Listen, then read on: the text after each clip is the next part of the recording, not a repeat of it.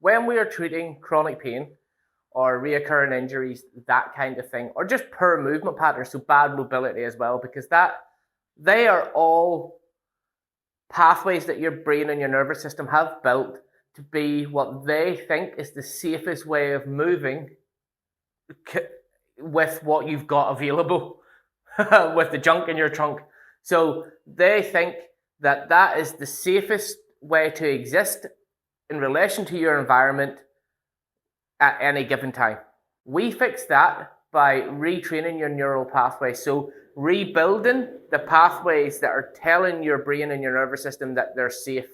So we do it a few ways. So we do it through sensory integration training. So we make sure the information your sensory systems are giving your brain is good quality. So it's not crappy dial-up internet, it's fiber internet. It's sending information quickly, correctly, and it all matches up. Okay?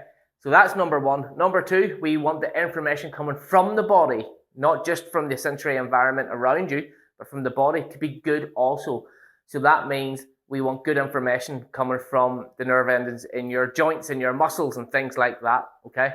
Why does it sometimes take people one session to change and get healed, and it takes others 6 months? And that comes down to intensity and repetition, okay?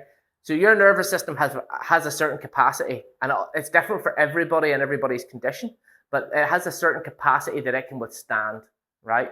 So there's two ways to change your nervous system. Intensity, and that if it's intense enough, your nervous system will change like that. For example, if you put your hand on a really hot hob, you don't need to go another 37 more times to that hob to learn that that crap is bad. Don't put your hand on that hob. So that's an example of your nervous system learning instantly. The same is done for rehab and exercise, because anything, if it is intense enough, will make an instant change to your nervous system and your neural pathways.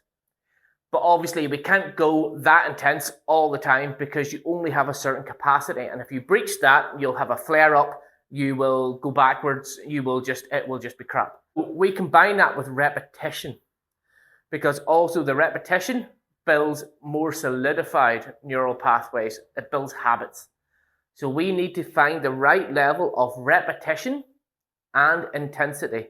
So for some, they will be able to have quite intense rehab with not much repetition, but for others, the scale might be tipped where it needs to be less intense to avoid flare-ups, but it just needs more repetition. So obviously that will take longer, because every nervous system is different. But we are always working with a fine line of intensity and repetition to rebuild those neural pathways and to rebuild those habits and to rebuild that safety barrier that your brain and rebuild the safety capacity that your nervous system hold.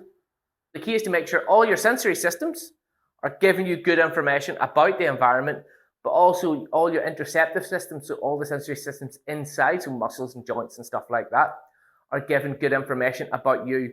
Because if you have good information about where you are, the environment, and good information about how you are, so what state you're in, you can then make the best decision in your brain and nervous system about how to move through that environment successfully, i.e. stay alive.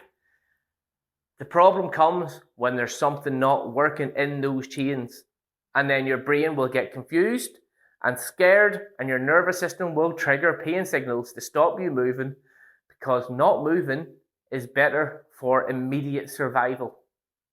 So what it will do is just do anything it can. Protective response, pain, sometimes anxiety, all of that kind of horrible stuff, because it wants to look after you.